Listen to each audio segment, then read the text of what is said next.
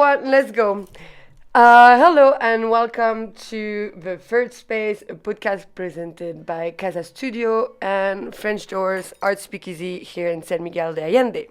The second episode is Sophia Hanvold, chief editor of Savant, lifestyle magazine in San Miguel, serial entrepreneur, DJ, marketing genius, goddess, all of the above. Hi, bonjour ma chérie. Hi. How are you doing? I'm so good. I'm so happy to be here. Thank you for having me. No, thank you for joining us. So tell us a bit more about you. Where are you from? I'm originally from Calgary, Alberta, Canada. And as soon as I could, I got the fuck out of there when I was old enough. Went to Vancouver because it was slightly warmer and was just chasing dreams of big cities and money and fame and opportunity there for 10 years. And so I've been in Mexico now for 6 years. Wow. Since 2020. So before, that was the beginning of COVID, basically. So what was your first, where did you first land in Mexico 6 years ago? It's kind of I'll try to make it a fun story, but my mom had been going down to Sayulita near Puerto Vallarta for like a couple years already, and when the world was shutting down, I was like, called her, and I was like, yo, are you gonna come home like before they close the borders for good? And she goes, no, I'm gonna buy a house. So she's always been like crazy and so good about real estate. Though. She was wise to do so. For sure.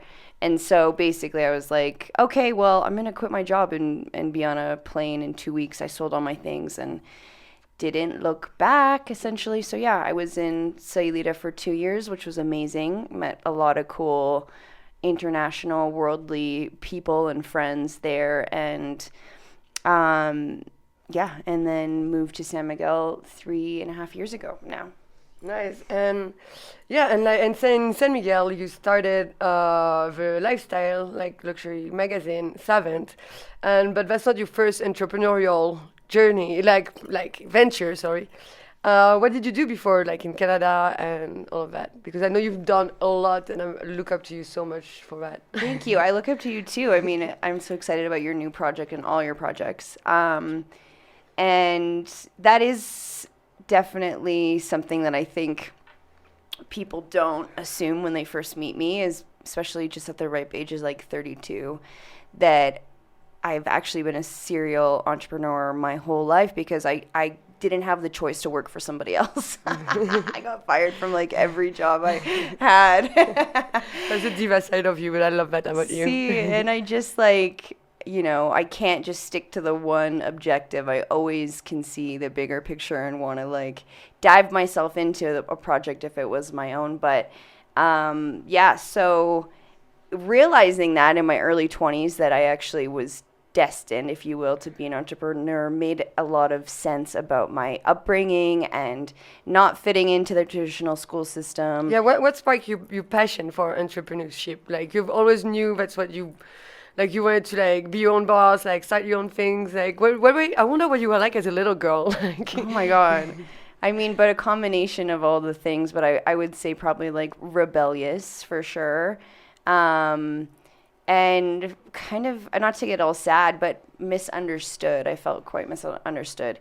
And so it's nice to know in hindsight that was why. It was because I wasn't supposed to fit into this normal C that often traditional school systems like foster, and, not being told that I was smart, like all these things, like, oh, you're just pretty, and, your brain. Focus on that's that. the sexiest thing about you. But yeah. Thank you. All of us sexy, but the sexiest thing is your brain, definitely. Thank you so But yeah, much. like I feel bad because I feel the same with French Doors. How like entrepreneurship can be kind of isolating at time, especially when you're building something from scratch, such as me with the gallery, you with Savant. And how do you say like motivated and like resilient through the whole process? Because it's we know that because we've been through it over and over again. It's like massive ups and downs, and what keeps you going?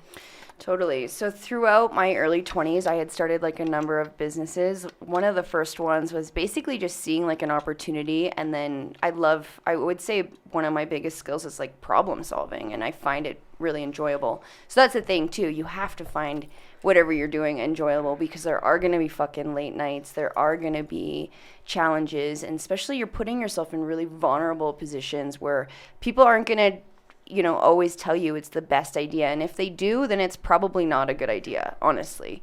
So just having that like full body confirmation that this is the journey you're on, even if it is a failure, it's going to lead you to where you need to go. And so for Savant, for me, it was that I had taken about 3 years or more, maybe 4 or 5 years off of having my own ventures in so many different industries. First, it was like clothing, and then it's kind of like weed adjacent companies, 3 of them, because I was living in Vancouver, and the weed market was popping off all the time. Pot anyway?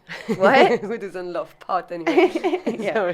And then I worked in real estate because that was a thing too. So I was a realtor for a couple of years, and from all that, just having kind of like not a burnout, but wanting to take a step back and be like, okay, I have enough of this experience, almost 10 years at this point. Instead of just diving into another business, I want to take this knowledge I have and help other businesses with that knowledge, which basically was like bootstrapped, self-taught. Yes, I went to school for fashion marketing, but beyond that, the world of marketing is like a whole language, and then business on top of that. So when I went to Sayulita, moved there, was when I started my marketing agency called Wisdom Marketing, which my name, Sophia, means wisdom. So that's where that came from.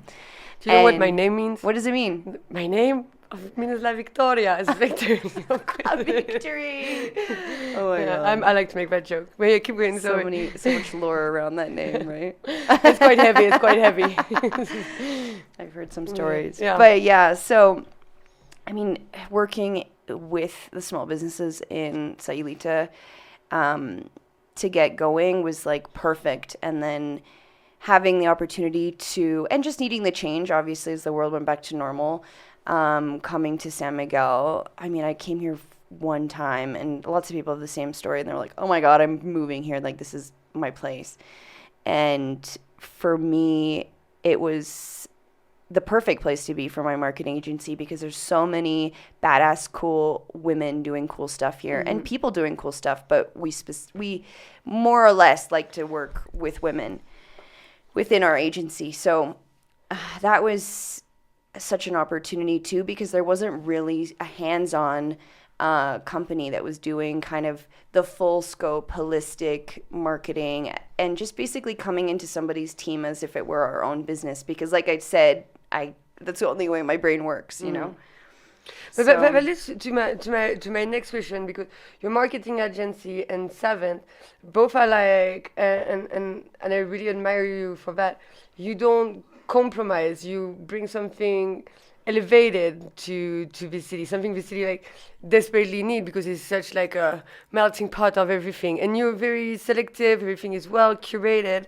Can you tell us a little bit more about like your editorial line for Savant and for your marketing agency? Yeah, I'll tell you about how that came to be, because as I was kind of saying before, is that I took a break from having my own businesses, and after working with the agency here for my marketing agency here for like a year and a half, the business idea of Savant hit me like a lightning bolt. Like, it just came to me. I was like, oh my God, this city needs a platform where we can highlight my clients' businesses, my friends' businesses, and the cool people that make this city so cool, as well as like the stories and the lore that make the magic of this town exist before they're gone forever, right? The stories could be lost in forever. So that was what was basically the biggest inspiration that I'd had for years. And I was like, okay, I'm ready to do this. And basically, for me, it was, instead of having other people write about San Miguel that had only been here for one day, or it's just all the same places that are getting exposed. It's like, how can we continue to foster the community that we really want here and curate the community and the culture? And I mean, there wasn't even a place where you could find all the event listings when I got here. So to say that it was an opportunity was, definitely right kind of in front of my eyes. So yeah, I basically worked on it for a year as I finished some other projects. And really it was like mostly in my head. So when I finally sat down to do it, when things aligned, I was able to put it all together out of a need too. I mean, lots of businesses come out of that, of like, what is the need and what's the next step going to be? Can you tell, can you give us a practical example of like someone in San Miguel, like a big success story you've had here, like through this process, through your vision, and how did you elevate it? That I don't know if it's a restaurant or a venue or a musician or totally. Yeah. I mean, because that's the thing too, is like all these artists have to be making their music and then also have to do all the advertising and the marketing.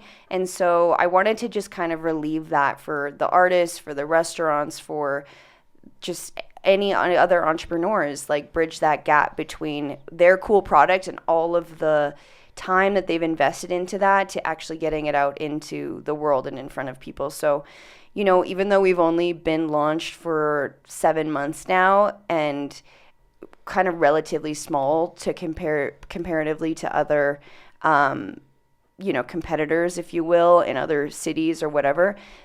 The thing that I've always loved about San Miguel is that people support each other's projects and products here a lot. And so basically almost immediately the response and the support from the community was felt.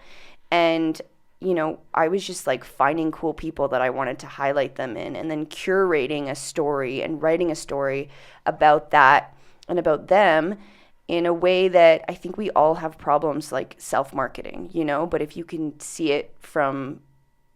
I can see your story from my perspective and then create an editorial around it and package it in a way where people feel like they're finding a hidden gem that they wouldn't have otherwise, that is what we've been able to do so far. And even within a couple months of having this going, we had some people that we featured say to us that they had been getting traction from it. So that was like the best thing ever to hear from our side of things, and just like a huge motivation to keep going.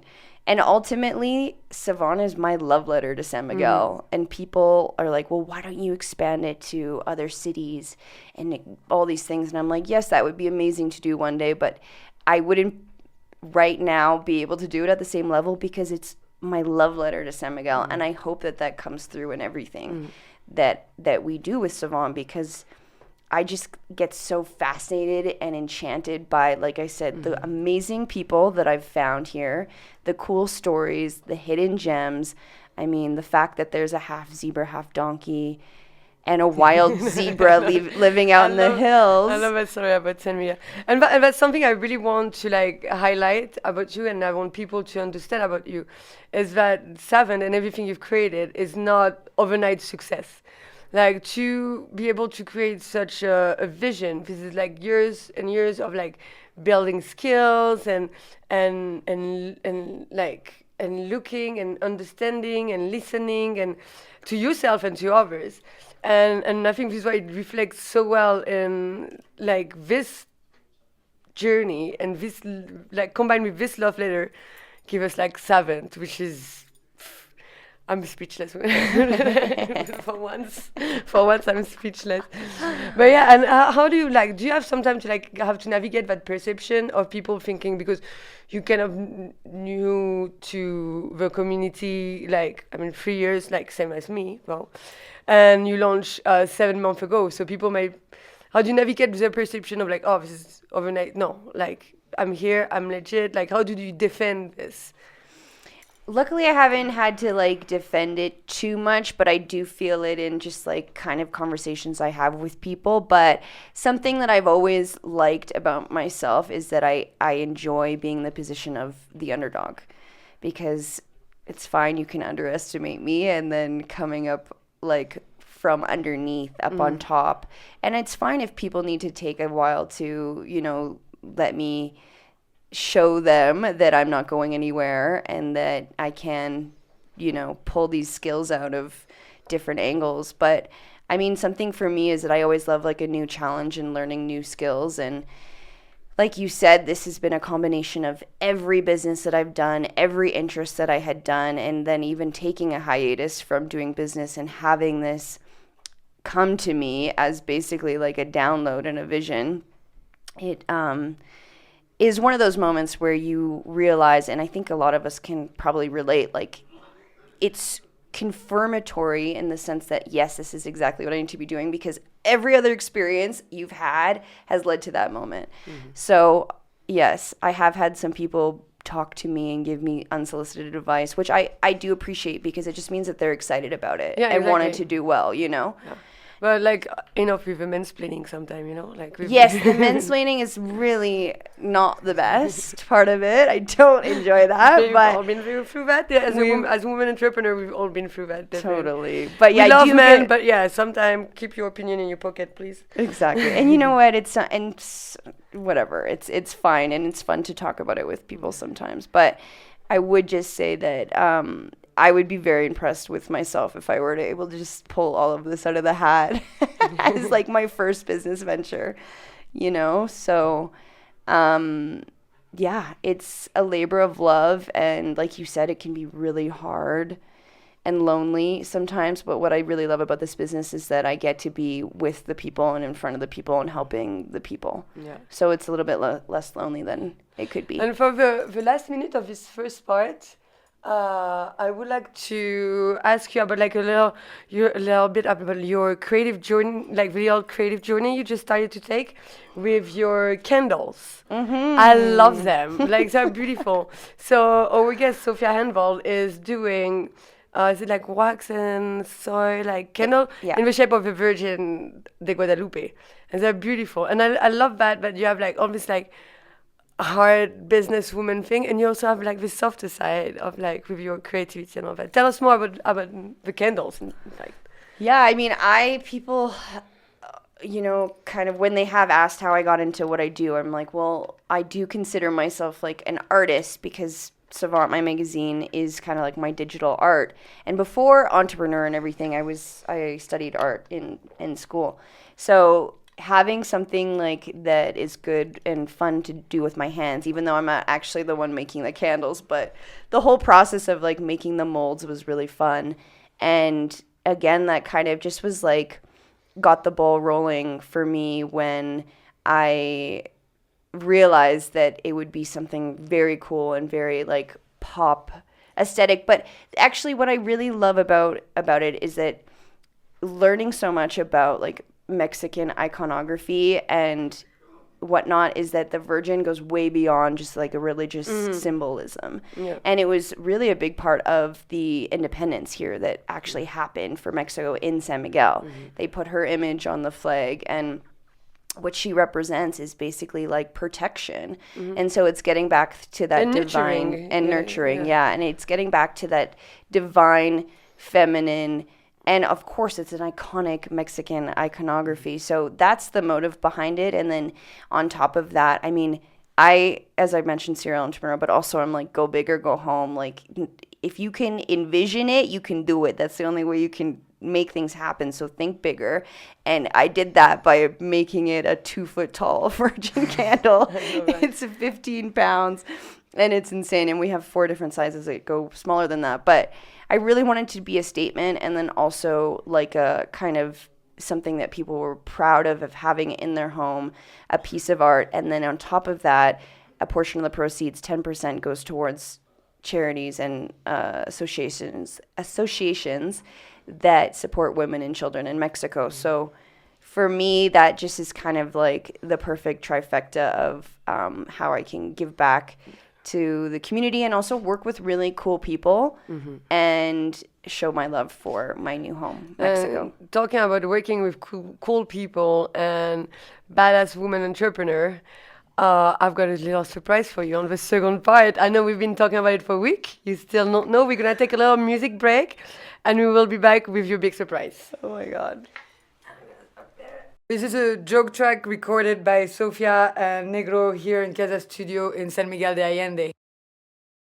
Babe, I won't let down, 'cause I'm in a daze, in it, loving the place, and it on really off the ground.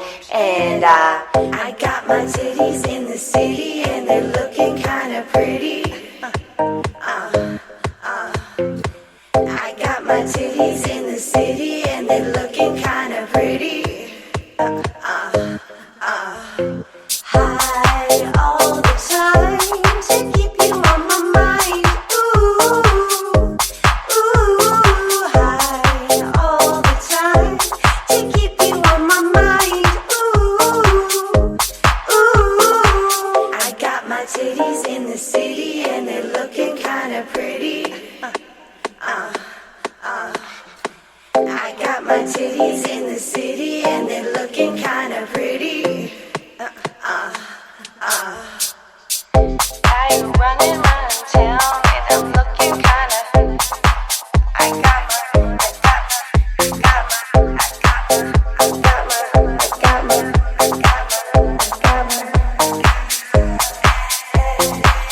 I got my drink in my cup and my glass is filling up and you're drinking up.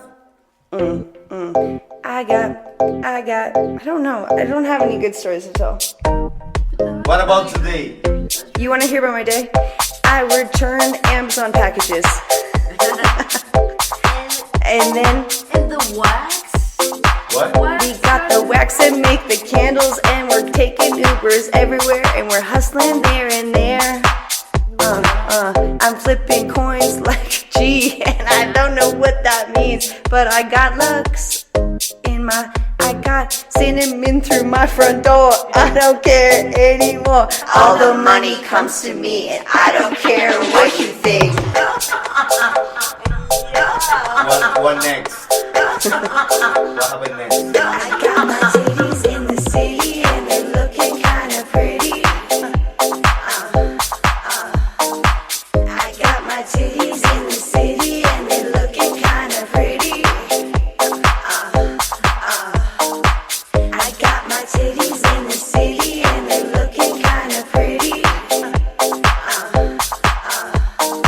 I got my titties in the city and they're looking kinda. We are back on the Third Space podcast presented by French Door, Art Speakeasy, and Casa Studio here in San Miguel de Allende.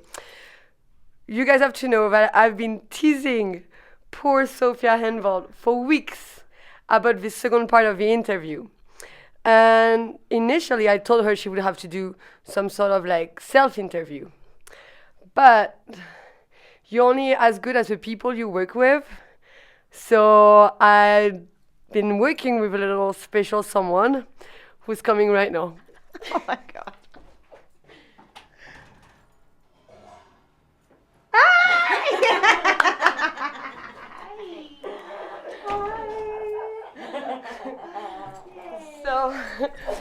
So this is Maho, who is Sophia's partner.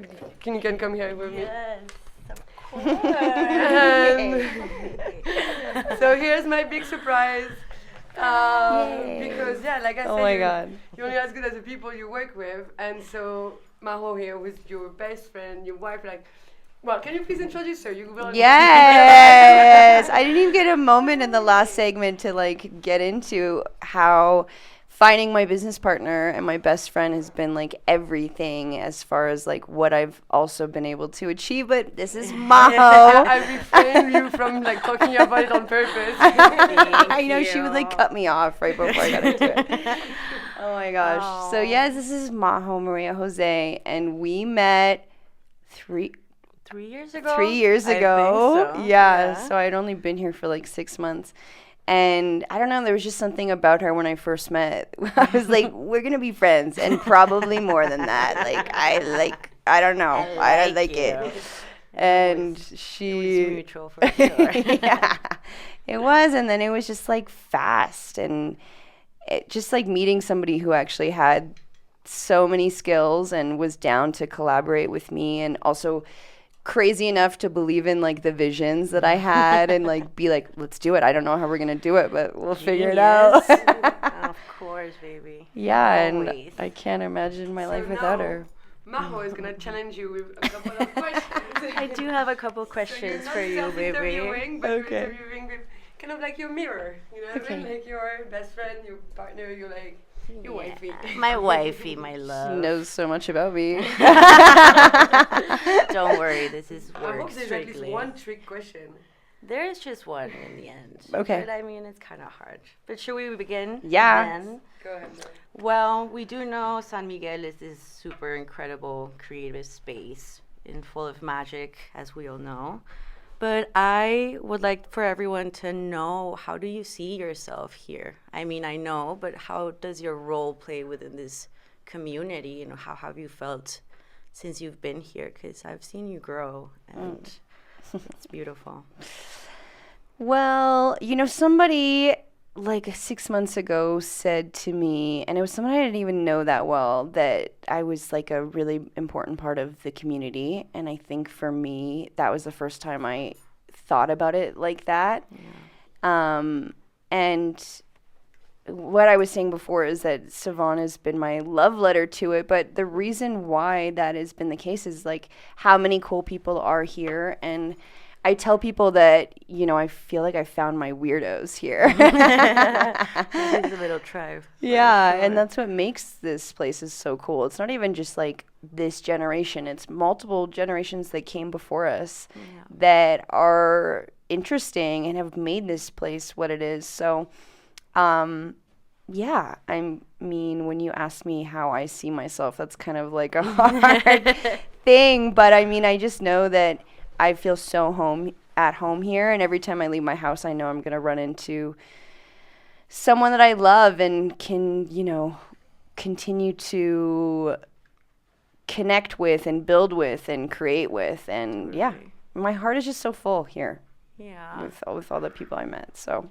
Totally. And because you're right in this intersection of creativity and business, how do you want to grow beyond San Miguel? I know we've talked about it, but yeah, I mean, I think a huge motivation for me to continue to build out Savant to the highest level on San Miguel's front is to be able to kind of duplicate that to other cities eventually that I have interest in spending more time there. I mean, San Miguel, I think, is always going to be home, but I have noticed in myself that I do kind of outgrow situations and kind of need a change of pace and scenery. So I am thinking long term as far as like expanding to other cool cities, including Mexico City, Oaxaca, potentially, Melbourne, even maybe Dubai. Taking over the Exactly. world. taking over the Exactly. world. Yes. And something I really, really admire from you is that you always worked with women and had this like focus of creating this community. But within this platform, how do you see it building a safe space for women itself, Yeah, I mean, one thing that I was immediately drawn to about San Miguel was that there are so many badass entrepreneurial women doing cool things here. So hello. yes, I got two in front of me right now. And so just creating like a platform where it just makes it easier for all of us to achieve what we want to do and feel the community of the connection. I mean, our friend is opening a really cool ice bath, like contrast therapy, sauna, ice bath situation here. What's her name? Jessie. Jessie, yeah. Yes, Jessie's opening, and it's called House, and we're very excited. And it's opening above Panina, which is also Perfect owned. locations. Yeah, it's owned by an amazing chef, Pau, and she owns and is the chef there as well as local. So it's just about how we can support each other and like the strengths that we have. Another female friend, just opened her name's Larissa, a sound healing studio, and she's featuring the Sagrado Virgin candles in her space as well. So that is a magical part about like San Miguel, is how, you know, you can connect and collaborate and kind of get the ball rolling when you really are open to it. Totally. Yeah. Yeah, it's a huge community of women, and we're all doing badass shit. Yeah. For sure. Can I curse in this podcast? Where's your... I hope so. I've been swearing like a motherfucker. I want the trick question. Well, it's not such a trick question, but I do think you have so much to share. And if you could give one piece of advice to that young woman who's starting their journey and wants to like be creative and boss bitch and all these things, like maybe something you learned the hard way or something that you can share. Yeah, I would love to. Definitely what comes to mind is like, there may be a moment, there probably is going to be a moment, because you have to put yourself out there, and it's super vulnerable, and be afraid of failure, obviously, and that's not what I meant. Well, being afraid in a certain amount is healthy, I think. See, being afraid and doing it anyways, like you are going to be afraid of failure, even if you have the Kanye West like mentality a little bit, which I like to describe is like, it's just the little bit delusion that you can achieve anything is important. But just knowing that there is going to be failure, like there's no way around it. And sometimes it can be really scary. I've been put in situations that felt like nobody could understand me, first of all. Nobody could relate because... It's a Canadian accent. And also felt like my world was collapsing. I won't get into details, but like everything was, I got myself into like potential legal like issue at one point, and it just felt like everything was going to be really bad. But all I could do was keep going through and knowing that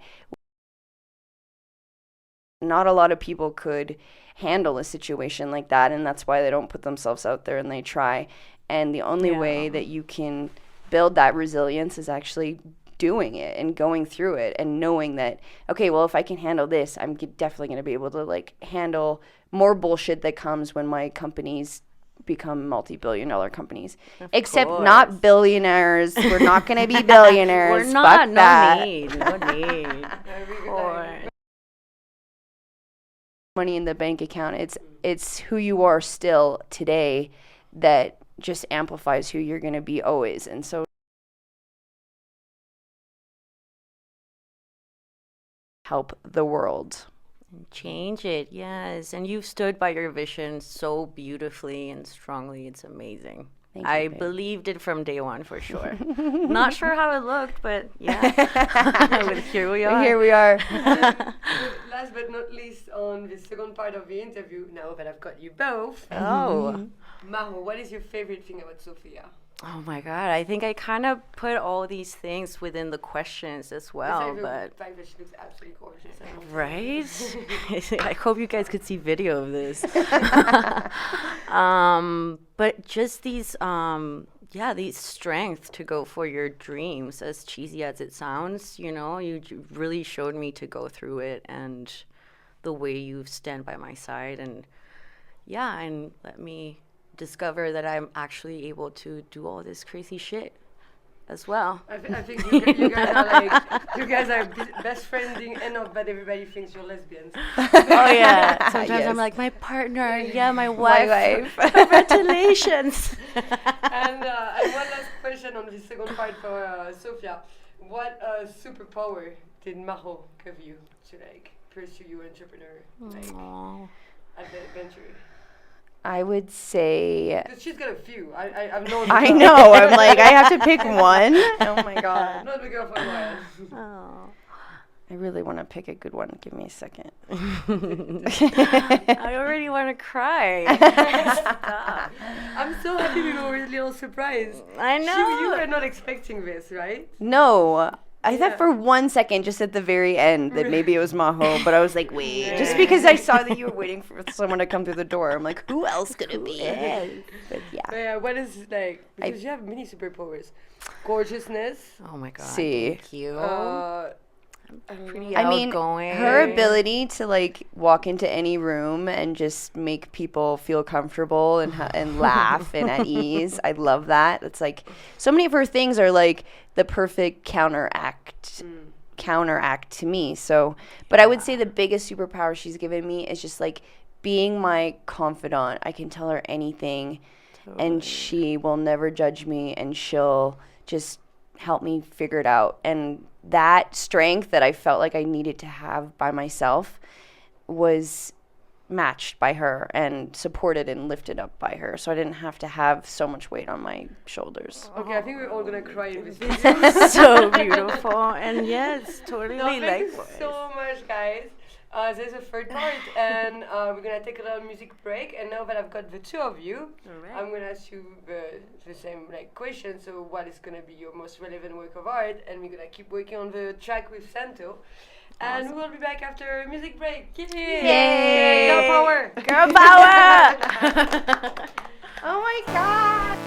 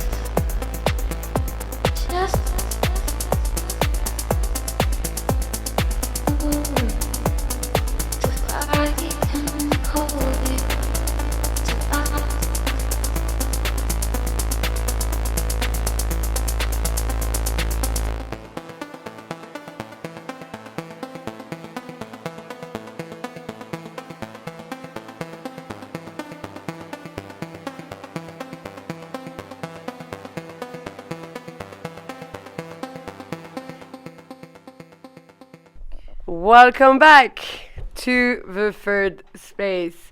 And so now instead of one guest, we have two guests.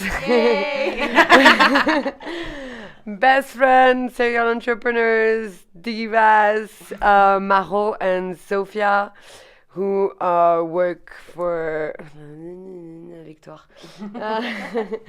Who are both the chief editors of Savant. So for this last part, I want to ask you, I'm going to ask Maro first, since you're the new guest. Give me, what is your, because this is a podcast for creative people. This is a podcast about art in all its ways and forms. What is to you the most relevant work of art you have encountered in your life? What the most significant? The most significant. Can be a song, can be a painting, can be I mean, there's can be a man. a lot. Joking, kidding. No way. We've been through that, baby. I mean, there's so many. There's so many forms of art that I do admire so much. But I really think where I feel the most inspired and at peace, and it really makes me feel something, is pretty much nature and the little things in the street, like finding a flower growing in the road in the middle of a city, or just like garbage bags in the city with mirrors broken, or I don't know. Yeah. Oh my god! This podcast is getting so emotional, but I totally relate to that because here I am, with French Doors and Casa Studio and you guys, and we have this common goal of defendere la poesia, to defend poetry, and this is exactly what you're defining, the unperfect, sometimes the broken, but to find aesthetic, to find beauty in the little thing. The broken stuff. Yeah, even yourself. Sometimes I think that's where you find your most power. Yeah, when you're a little bit broken and. Yeah. Look at Santo almost deleting our podcast by accident. This is beautiful because now we are all back and with much energy. How about you, Sophia? What is your most relevant work of art? So originally, beside Maro, I mean. Yeah. Hold on, you have to give me a second. We're gonna edit this. I can't even think of the guy's name. Banksy. Oh yeah. Okay, so originally. I had wrote down Banksy's piece. They got shredded at auction after it was sold. Because I think that, just in general, his work is anti-establishment and all the things.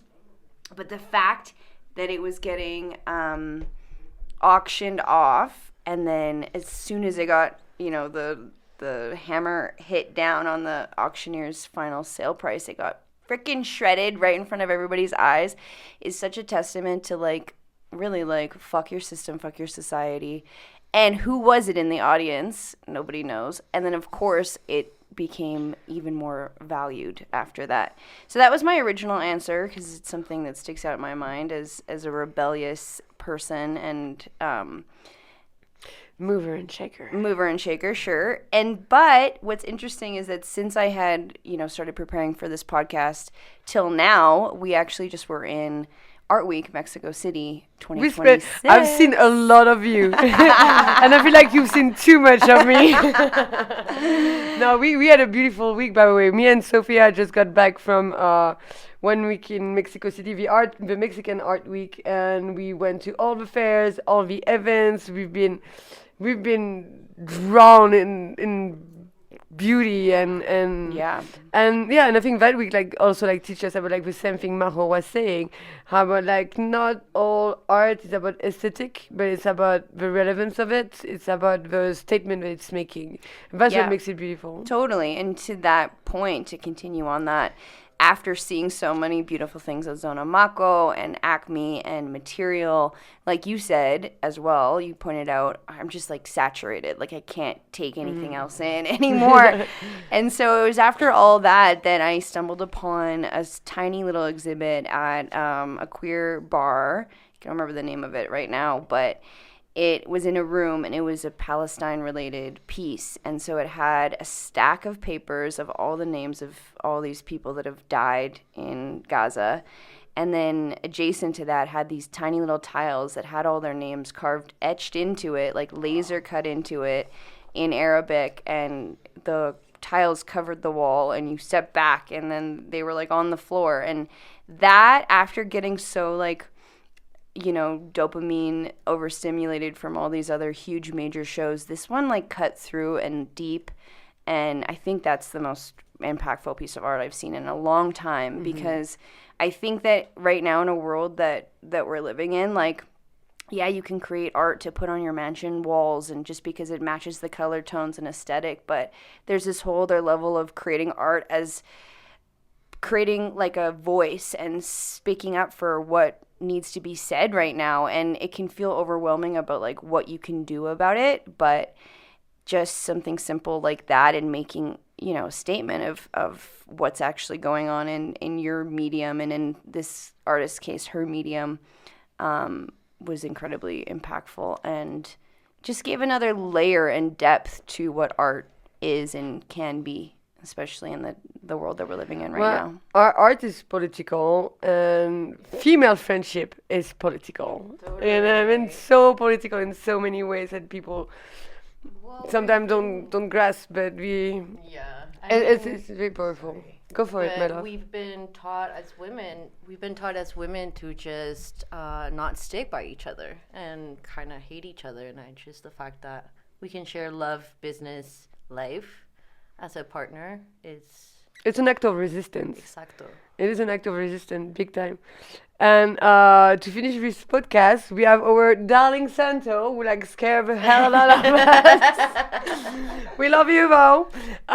Who is creating for every single podcast we're gonna make, your life.